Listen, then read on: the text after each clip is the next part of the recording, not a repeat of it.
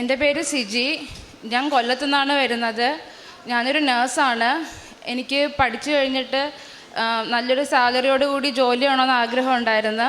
അതുകൊണ്ടാണ് ഞാൻ ഈ ഫീൽഡ് തിരഞ്ഞെടുത്തത്. പക്ഷേ എനിക്ക് പഠിച്ചു കഴിഞ്ഞിട്ട് ഞാൻ ഉദ്ദേശിക്കുന്ന രീതിയിലുള്ള ഒരു സാലറിയോട് കൂടിയുള്ള ജോലിയൊന്നും കിട്ടിയില്ല. ഞാൻ അതിനുവേണ്ടി കുറേ ഹോസ്പിറ്റലിൽ കയറി ഇറങ്ങി ഇൻ്റർവ്യൂ ഒക്കെ അറ്റൻഡ് ചെയ്ത്, പക്ഷേ ഒന്നും ശരിയായില്ല. അതിനുശേഷം ഞാൻ കുറഞ്ഞൊരു സാലറിയിൽ ഒരു ചെറിയ ഹോസ്പിറ്റലിൽ ജോലി ചെയ്തുകൊണ്ടിരുന്ന സമയത്ത് എൻ്റെ അനിയത്തി എൻ്റെ അടുത്ത് പറഞ്ഞ്, കൃപാസന മാതാവിൻ്റെ അടുത്ത് പോയി പ്രാർത്ഥിക്കണം, എല്ലാം നടക്കും, എനിക്ക് കുറേ അനുഗ്രഹങ്ങളൊക്കെ കിട്ടിയിട്ടുണ്ടെന്ന് പറഞ്ഞ്. അങ്ങനെ ഞാനും എൻ്റെ ഹസ്ബൻഡും കൂടി കൃപാസന മാതാവിൻ്റെ അടുത്ത് വന്ന് പ്രാർത്ഥിച്ച്. അപ്പം എനിക്ക് ICUലായിരുന്നു ഡ്യൂട്ടി. 5 മണിക്കത്തെ പ്രാർത്ഥിക്കുമ്പോഴൊക്കെ കുറച്ച് കയ്യിൽ പേഷ്യൻസ് ഒക്കെ ഉണ്ട്. അപ്പോൾ ലൈറ്റ് ഇടാനൊന്നും പറ്റത്തില്ല. എന്നാലും ഞാനൊരു മൂലയ്ക്ക് പോയിരുന്ന് നീലത്തിരി കത്തിച്ച് പേഷ്യൻസിനെ ഒന്നും ഡിസ്റ്റർബൻസ് ഉണ്ടാക്കാതെ പ്രാർത്ഥിക്കുമായിരുന്നു.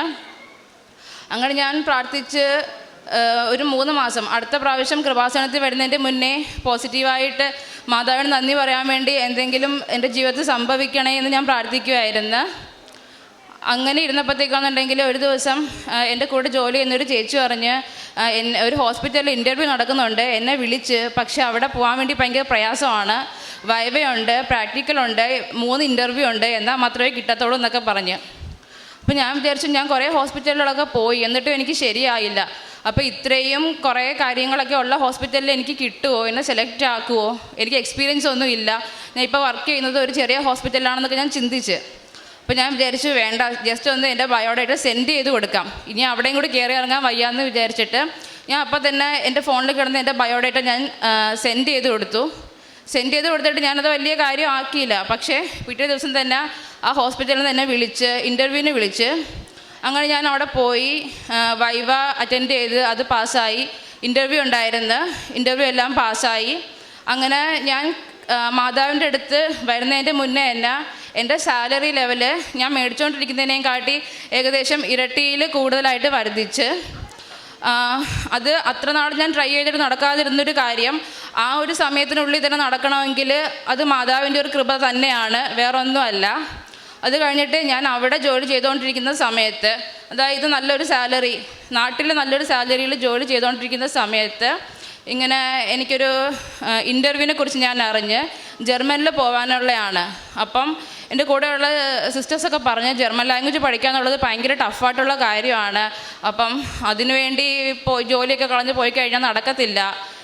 പക്ഷേ ഞാൻ കരുതി ഇൻ്റർവ്യൂ ആണ്, അപ്പം ഇൻ്റർവ്യൂവിന് ആഗ്ര എന്ന് പറഞ്ഞ സ്ഥലത്ത് പോകണം. അപ്പം അവിടെ പോകാനുള്ള ടിക്കറ്റിൻ്റെ പൈസയും അക്കോമഡേഷനും എല്ലാം നമുക്കൊരു ഏജൻസി തന്നെ പ്രൊവൈഡ് ചെയ്യും. അങ്ങനെ ഞാൻ ലീവ് ചോദിച്ചു. സാധാരണ ലീവ് കിട്ടാൻ പ്രയാസമാണ്, പക്ഷേ എനിക്ക് ലീവ് കിട്ടി.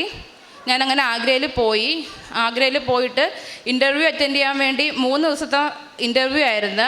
ഏകദേശം 100-ൽ കൂടുതൽ കാൻഡിഡേറ്റ്സ് ഉണ്ടായിരുന്നു. അപ്പോൾ ഞാൻ വിചാരിച്ചു, എനിക്ക് എന്തായാലും കിട്ടാൻ ചാൻസ് കുറവാണ്. കാര്യം ജർമ്മൻസ് ഡയറക്റ്റ് വന്ന് നടത്തുന്ന ഇൻ്റർവ്യൂ, പിന്നെ ഇത്രയും പേര് ഉണ്ട്. അപ്പോൾ ആ കൂട്ടത്തിൽ അവർ എന്നെ സെലക്ട് ചെയ്യണം, അതിനുള്ളൊരു ക്വാളിറ്റി എന്തായാലും എനിക്കില്ല എന്ന് ഞാൻ വിചാരിച്ച്. അങ്ങനെ ഇൻ്റർവ്യൂ ഒക്കെ കഴിഞ്ഞ് ഞാൻ തിരിച്ചു വന്ന് നാട്ടിലെ ജോലി ചെയ്തുകൊണ്ടിരിക്കുന്ന സമയത്താണ് പെട്ടെന്ന് ഏജൻസിയിൽ നിന്ന് വിളിച്ചു പറഞ്ഞത് സെലക്ട് ആയി എന്ന് പറഞ്ഞിട്ട്. ഏകദേശം 100 പേര് അറ്റൻഡ് ചെയ്ത ഇൻ്റർവ്യൂ. അപ്പം അതിൻ്റെ അകത്തുനിന്ന് 25 പേര് സെലക്ട് ആയി. അതിൽ മാതാവിൻ്റെ കൃപ കൊണ്ട് ഒരാൾ ഞാനായിരുന്നു. എന്നിട്ട് അവർ ഞങ്ങൾക്ക് മാസം നല്ലൊരു എമൗണ്ട് സ്റ്റൈഫൻഡ്, അതായത് എൻ്റെ ജോലി എനിക്ക് റിസൈൻ ചെയ്താലും ഞാൻ മേടിച്ചുകൊണ്ടിരുന്ന സാലറിനേക്കാളും കൂടുതൽ സ്റ്റൈഫൻഡ് അവരെനിക്ക് തരാമെന്ന് പറഞ്ഞ്. ജർമ്മനിലേക്ക് പോകണമെങ്കിൽ ഏകദേശം 8 to 12 lakhs അറൗണ്ട് വേണം, അത് അവരെനിക്ക് തരാമെന്ന് പറഞ്ഞ്. ലാംഗ്വേജ് പഠിക്കണമെങ്കിൽ ഒരു 2 lakh വേണം, അവർ അതും പ്രൊവൈഡ് ചെയ്യും. ഞാൻ പഠിച്ച് എക്സാം പാസ്സായാൽ മാത്രം മതി. അങ്ങനെ ഞാൻ എൻ്റെ ജോലി റിസൈൻ ചെയ്ത്. അപ്പോൾ അത്യാവശ്യം കുറച്ച് കടങ്ങളൊക്കെ വീട്ടിലുണ്ട്, എന്നാൽ തന്നെയും എനിക്ക് സ്റ്റൈഫൻഡ് അവർ പ്രൊവൈഡ് ചെയ്യുന്നത് കൊണ്ട് അത് കുഴപ്പമില്ല. അങ്ങനെ ഞാൻ 1 വർഷം അവിടെ പോയി. അപ്പോൾ എനിക്ക് നല്ല ഹോം സിക്നെസ് ഉണ്ട്, ഞാൻ ഇതുവരെ വീട്ടിൽ നിന്ന് മാറി നിന്നിട്ടില്ല. അപ്പം എനിക്ക് ആഗ്രയിൽ ഒരു പുതിയ ലൈഫ് മാനേജ് ചെയ്യാൻ പറ്റുമെന്നൊക്കെ നല്ല ബുദ്ധിമുട്ടുണ്ടായിരുന്നു. എന്നാലും പ്രാർത്ഥിച്ചും കരഞ്ഞും, ഒറ്റയ്ക്കല്ല, ഈശോ കൂടെയുണ്ട്. എവിടെ പോയാലും ഈശോ കൂടെയുണ്ട്. ആഗ്രയിലാണെങ്കിലും എവിടെയാണെങ്കിലും ഈശോ കൂടെയുണ്ട്, ഞാൻ ഒറ്റയ്ക്കല്ല. അങ്ങനെ എൻ്റെ മനസ്സിലൊരു ചിന്ത. അങ്ങനെ 1 വർഷം മുന്നോട്ട് പോയി. എക്സാമിൻ്റെ സമയം വന്ന്. അപ്പം first time German exam clear ചെയ്യാന്നുള്ളത് ഭയങ്കര ബുദ്ധിമുട്ടുള്ളൊരു കാര്യമാണ്. അത് അത്ര ഒരു ലക്കുള്ള ഒരാൾക്കേ കിട്ടത്തുള്ളൂ എന്നായിരുന്നു എൻ്റെ ഒരു വിചാരം. എനിക്ക് ആ ഒരു ലക്കില്ല. എങ്കിലും എനിക്കറിയാവുന്ന ഒരു ഫാദർ ഉണ്ടായിരുന്നു. ഫാദർ പറയുമായിരുന്നു, നീ എന്തിനാണ് നിൻ്റെ കയ്യിലാണ് കാര്യങ്ങളൊക്കെ എന്ന് വിചാരിച്ചിരിക്കുന്നത്, ഈശോയുടെ കയ്യിലാണ് കാര്യങ്ങളൊക്കെ, നീ ടെൻഷൻ അടിക്കണ്ട, പഠിക്കുമെന്ന് മാത്രം പറയുമായിരുന്നു. പക്ഷേ ജർമ്മൻ്റെ എക്സാം കഴിഞ്ഞു, റിസൾട്ട് വന്നപ്പോഴത്തേക്കും പ്രീവിയസ് ഇയറിലൊക്കെ 200 പേരൊക്കെ എഴുതുന്ന സ്ഥാനത്ത് 5 പേരൊക്കെ പാസ്സാവത്തോളായിരുന്നു. പക്ഷേ അപ്പം ആ 200 പേരിൽ 5 ആവുക എന്നുള്ളത് നടക്കുമോ എന്നൊന്നും എനിക്ക് അറിയത്തില്ലായിരുന്നു. ഞങ്ങളുടെ റിസൾട്ട് വന്നപ്പോഴും അറൗണ്ട് 200 പേര് എഴുതി. ഞങ്ങളുടെ ക്ലാസ്സിൽ നിന്ന് 25 പേര് എഴുതി. അതിൻ്റെ കൂട്ടത്തിൽ നിന്ന് 5 പേര് പാസ്സായി. ആ 5 പേരിൽ ഫസ്റ്റ് ടൈം തന്നെ എക്സാം ക്ലിയർ ചെയ്യാൻ മാതാവ് എന്നെ സഹായിച്ച്. അത് മാത്രമല്ല, സ്പീക്കിംഗ് മൊഡ്യൂളിന് ക്ലാസ്സിലെ ടോപ്പർ ആവാനും എനിക്ക് സാധിച്ച്. ഈ കാര്യങ്ങളൊക്കെ സാധിച്ചത് ഒരിക്കലും എൻ്റെ ഒരു കഴിവുകൊണ്ടല്ല. കാര്യം എൻ്റെ വീട്ടിൽ നിന്ന് വേറൊരു വീട്ടിലോട്ട് മാറി നിൽക്കാൻ തന്നെ എനിക്ക് ഭയങ്കര ബുദ്ധിമുട്ടായിരുന്നു. എന്നെ വേറൊരു നാട്ടിൽ 1 വർഷം നിന്ന് പഠിക്കാനും പ്രിപ്പയർ ആവാനും എക്സാം എഴുതാനും ഫസ്റ്റ് ടൈം തന്നെ സ്റ്റേജ് ഫിയർ ഒക്കെ ഉണ്ട്.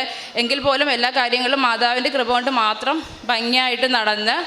അത് കഴിഞ്ഞിട്ട് അതൊരു ഏറ്റവും വലിയ അനുഗ്രഹമാണ്. ഈ കഴിഞ്ഞ 12th എൻ്റെ വിസ പ്രോസസ്സിംഗ് ഒക്കെ കഴിഞ്ഞ് ജൂലൈ 2-ാം തീയതി ജർമ്മനിയിലേക്ക് പോകാനുള്ള ടിക്കറ്റ് റെഡിയാവുമെന്ന് എൻ്റെ ഏജൻസിയിൽ നിന്ന് എനിക്കിപ്പം ഇൻഫർമേഷൻ കിട്ടിയിട്ടുണ്ട്. അത് കഴിഞ്ഞിട്ട് പിന്നെ ഞാൻ എൻ്റെ ഉടമ്പടി പേപ്പറിൽ എഴുതിയൊരു കാര്യം ഉണ്ടായിരുന്നു. എൻ്റെ അനിയത്തിയുടെ ഹസ്ബൻഡിന് ഒരു ആക്സിഡൻറ്റ് പറ്റിയായിരുന്നു. ആക്സിഡൻറ്റ് പറ്റിയിട്ട് അവനൊരു മേജർ സർജറി തന്നെ വേണ്ടി വന്ന്. അത്യാവശ്യം കുറച്ച് നാൾ ബെഡ് റിട്ടണൊക്കെ ആയിരുന്നു. അപ്പോൾ എനിക്ക് ഭയങ്കര വിഷമമായിരുന്നു. കാര്യം എൻ്റെ അനിയത്തിയുടെ ഹസ്ബൻഡ് ഒരു വയസ്സൊക്കെ പ്രായമേ ഉള്ളൂ. അപ്പം അവനിങ്ങനെ കിടപ്പിലാണ്, അവൾക്ക് ജോലിയൊന്നുമില്ല, കാര്യങ്ങളൊക്കെ എങ്ങനെ മുന്നോട്ട് പോകും, നമ്മൾ ഹെൽപ്പ് ചെയ്യാനാണെങ്കിലും നമ്മളിപ്പം അതിന് പറ്റിയൊരു അവസ്ഥയിലല്ല.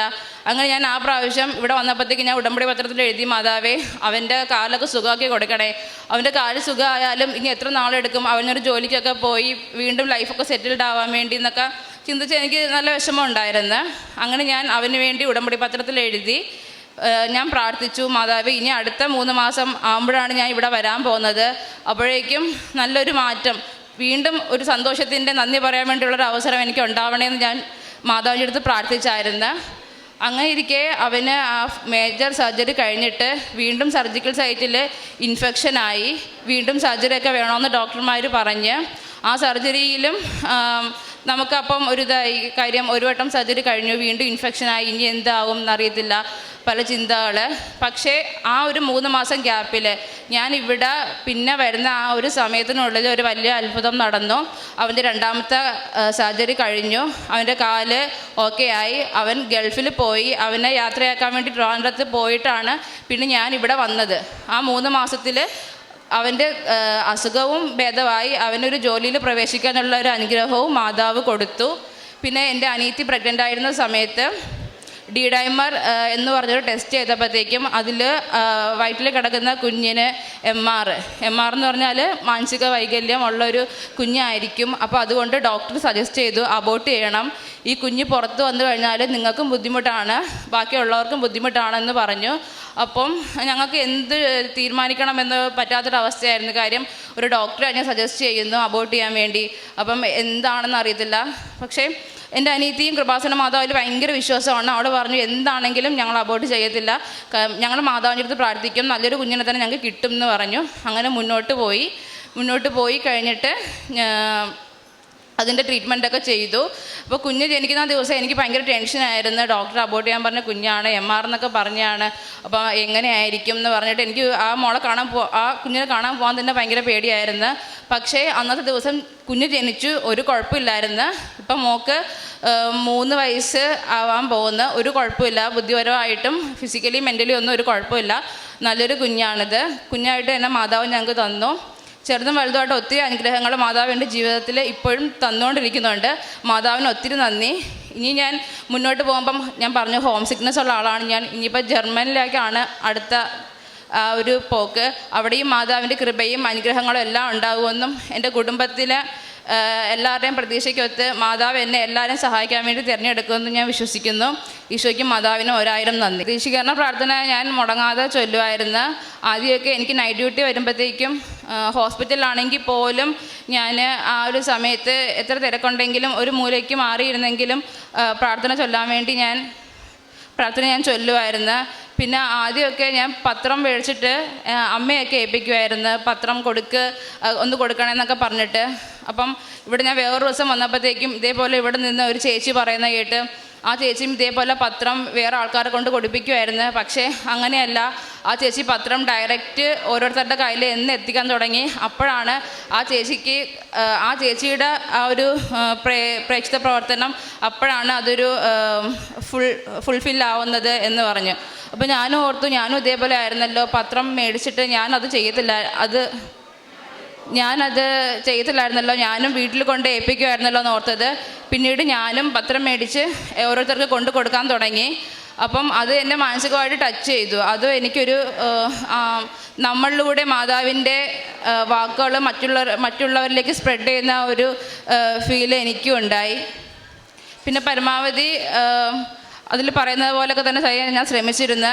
എന്നിരുന്നാലും കൃപാസന മാതാവിൻ്റെ അടുത്ത് ഞാൻ എന്നും പ്രാർത്ഥിക്കുമായിരുന്നു. പരിശുദ്ധ അമ്മയുടെ മധ്യസ്ഥതയിൽ ഇപ്പം തനിക്ക് വ്യക്തിപരമായിട്ട് ലഭിച്ച വിദേശത്തേക്ക് പോകുവാനുള്ള കാര്യങ്ങൾ ദൈവത്തിൻ്റെ കൃപയാലാണ് നടന്നു എന്നുള്ള സാക്ഷ്യം പറയാനാണ് ഈ വ്യക്തി ഇന്നിവിടെ നിൽക്കുന്നതും. അപ്പം തൻ്റെ ഈ ചെറുപ്പ കാലഘട്ടത്തിൽ തൻ്റെ ഈ പരീക്ഷയുടെയും വിജയത്തിൻ്റെയും പുറത്തോട്ടുള്ള യാത്രയുടെയും ഒക്കെ അനുഭവം മാതാവിൻ്റെ വലിയ ഇടപെടലാണ് എന്ന് വിശ്വസിക്കത്തക്ക വിധമുള്ള വ്യക്തമായിട്ടുള്ള ബോധ്യത്തിലാണ് ഇന്ന് സാക്ഷ്യം പറഞ്ഞിട്ട് രാവിലെ തൊട്ട് വെയിറ്റ് ചെയ്ത് ഈ സമയം വരെയും പ്രാർത്ഥിച്ചൊരുങ്ങി നിൽക്കുന്നതും ഈ ഒരു ബോധ്യമുള്ളതുകൊണ്ടാണ്. ഒരു പരിധിവരെ ആ ബോധ്യം വാക്കുകളിലേക്ക് കൊണ്ടുവരാനായിട്ട് എല്ലാ സാക്ഷ്യം പറയുന്നവരും ശ്രമിക്കുന്നുണ്ട്. പക്ഷേ പൂർണ്ണമായിട്ടും അത് സാധ്യമല്ല എന്നുള്ള കാര്യം നമുക്ക് എല്ലാവർക്കും അറിയാം. പക്ഷേ ഈ ഒരു വ്യക്തി ഈശോയുടെ നാമത്തിൽ അല്ലെങ്കിൽ പരിശുദ്ധ അമ്മയുടെ പ്രത്യക്ഷീകരണത്തിൻ്റെ മത്സഹായത്തിൽ ലഭിച്ച അനുഭവം 1, 2, 3 ഇങ്ങനെ ഓരോ പ്രാവശ്യം മറ്റുള്ളവർക്ക് വേണ്ടി പ്രാർത്ഥിക്കുന്ന കാര്യത്തിൽ ഇപ്പോൾ ഒരു കുഞ്ഞിൻ്റെ കാര്യമൊക്കെ ഒരു റെഫറൻസ് വന്നിട്ടുണ്ട്. ആ പ്രാർത്ഥിക്കുന്ന സമയത്തെല്ലാം ഒരു അടയാളം പോലെ പ്രാർത്ഥനയ്ക്ക് ഉത്തരം ലഭിച്ചിട്ടുണ്ടെന്നുള്ള കാര്യമാണ് ഈ മകളിപ്പോൾ സാക്ഷ്യപ്പെടുത്തിയത്. ഏറ്റവും അവസാനം തൻ്റെ ഒരു പ്രാർത്ഥനയുടെ ഒരു ചൈതന്യം, ഒരു അനുഭവം വളരുവാനുമായിട്ടും അത് മറ്റുള്ളവരിലേക്ക് പടരുവാനുമായിട്ടുമൊക്കെ ഉടമ്പടി സഹായിക്കുന്നുണ്ട് എന്ന് വളരെ ചെറുപ്പക്കാരുടെ ഒരുപാട് പേരുടെ സാക്ഷ്യങ്ങൾ പോലെ ഈ സാക്ഷ്യവും നമ്മളോട് ഓർമ്മപ്പെടുത്തുന്നുണ്ട്. പരിശുദ്ധ അമ്മയുടെ മധ്യസഹായത്തിൽ ഈ മകൾക്ക് ലഭിച്ച എല്ലാ ബോധ്യത്തിനും, വിശ്വാസത്തിൽ ലഭിച്ച ബോധ്യത്തിനും അതിന് കാരണമായിട്ടുള്ള എല്ലാ സാഹചര്യങ്ങളെയും പ്രതി നമുക്ക് കരങ്ങളടിച്ച് ദൈവത്തിൻ്റെ നാമം മഹത്വപ്പെടുത്താം. അത്യപൂർവ ദൈവാനുഭവങ്ങൾ ഇനി നിങ്ങൾക്കും സ്വന്തം. ഈ യൂട്യൂബ് ചാനൽ ഇതുവരെ സബ്സ്ക്രൈബ് ചെയ്തിട്ടില്ലെങ്കിൽ ഇപ്പോൾ തന്നെ സബ്സ്ക്രൈബ് ചെയ്യുക. ഈ വീഡിയോ ഇപ്പോൾ തന്നെ നിങ്ങളുടെ സുഹൃത്തുക്കൾക്ക് ഷെയർ ചെയ്തുകൊണ്ട് കർത്താവിൻ്റെ പ്രേക്ഷിതരാകുക.